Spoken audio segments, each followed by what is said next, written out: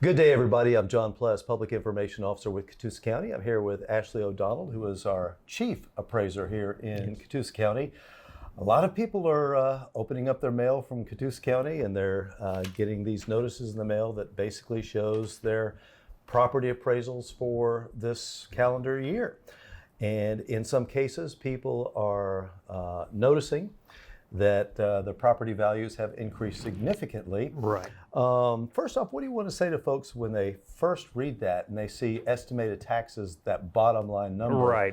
Do they need to worry? They don't need to worry. That is just what it says. That is an estimate of tax. By law, we're required to include that on all assessment notices, and law states that it has to reflect the previous year's millage rate. So, of course, the millage rates from the various taxing authorities have not been set yet, that being the county commission, the school board, and the cities of Port Oglethorpe and Ringgold. They'll be setting their millage rates later on this summer, and that completes the formula which calculates your actual tax bill each year. Sure. So if we go to Property Assessment 101, so to speak, when people see that their property is valued a certain amount, they're actually going to be assessed 40%.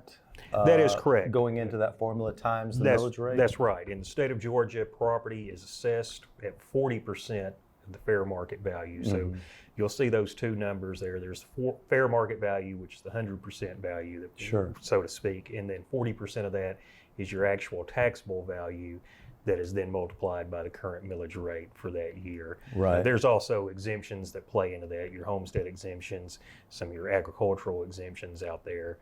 So those actually come off of the 40% value as well. Sure. And actually, I know a lot of people are familiar with the fact that over the last couple of years, really since the pandemic, property values, along with cost of everything, has gone up.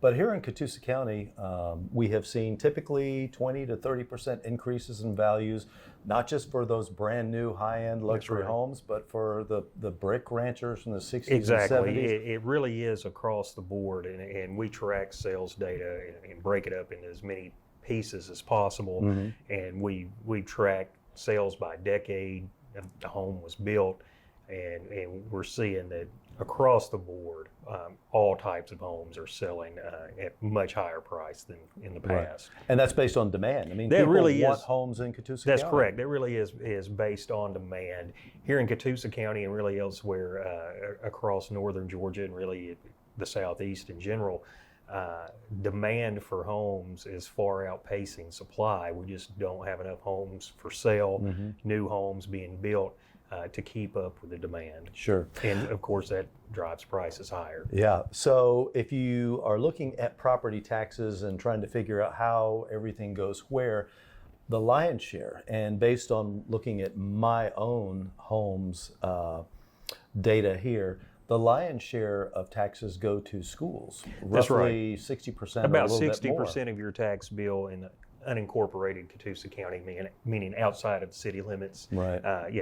About 60 some odd percent go to the schools, and the other portion would go to the county commission. Now the formula changes a little bit within the cities of Port Oglethorpe and Ringgold because they do collect a millage rate also to pay for those city services. Sure. So while people may think their city council person or their county commissioner really holds the key to setting the rates on taxes, I don't know that a lot of people understand that it's the school board, especially with schools in Georgia, because they are their own entities in terms of taxing, different than Tennessee. But those school boards really hold the key to the lion's share of our property taxes in terms of how much we're paying. That is correct. A vast majority does go to the school board. Of course, we have a lot of kids in the school system, and it certainly costs a lot of money to educate those kids from pre-K all the way through 12th grade. Sure. So what people are getting in the mail is kind of good news in terms of their investment. The value is increasing. So I think naturally we want to see the value of what most people have is their most precious or their most valuable personal asset, which is their home, going up. You do want to see your home go up in value, absolutely. Yeah. Don't get me wrong, I certainly understand concerns that you don't necessarily want to pay taxes on a higher value, but I think overall it's a good thing. Like you say, your primary investment of most citizens Right. is their home. So you do want to see that appreciated in Right. value.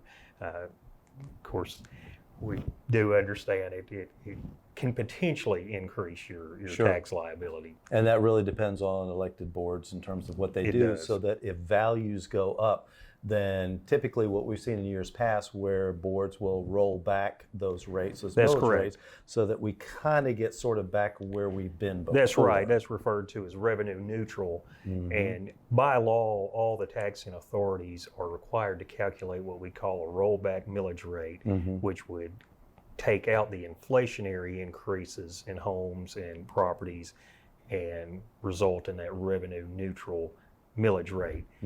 If they do not adopt that rollback rate, they're required to hold the 3 meetings because it would be considered a tax increase, and those are 3 public hearings to discuss tax increases that have to be held by any entity, any taxing authority that decides to Sure. not adopt that millage rate. So that's county, schools, and city councils. Okay.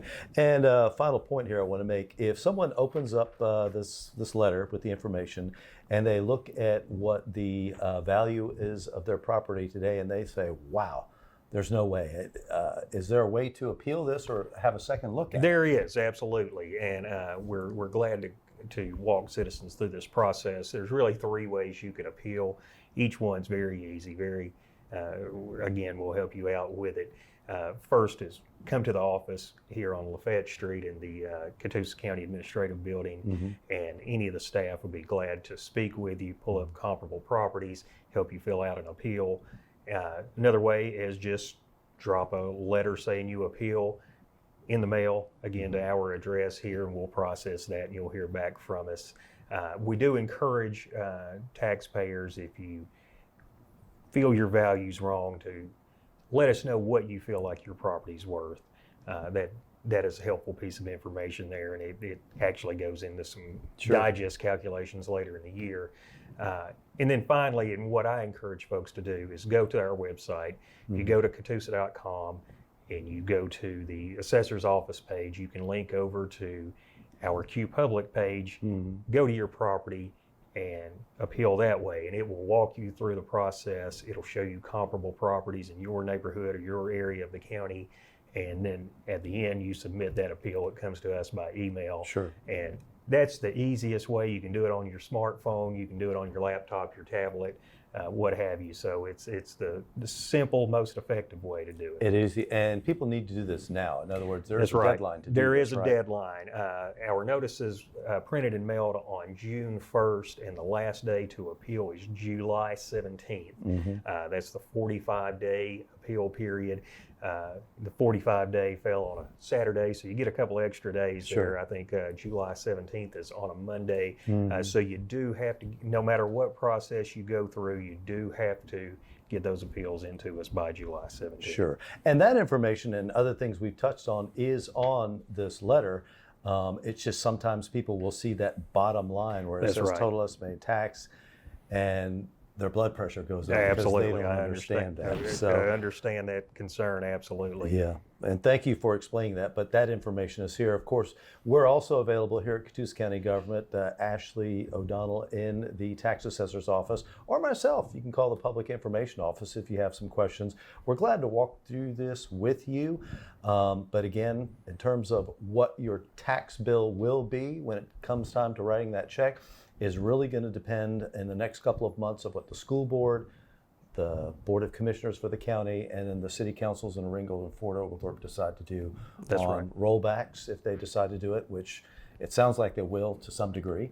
Right, that's what I'm understanding as well. Yep. So a lot still to do in the upcoming weeks and months, but don't panic at what you see. This is just something that tells you that in Catoosa County, property values are increasing. They have been increasing, and that just means the value of your asset is more, which hopefully you'll be enjoying that as well. Thanks for the explainer. Of course, glad to do it. Appreciate it. Thanks for joining us.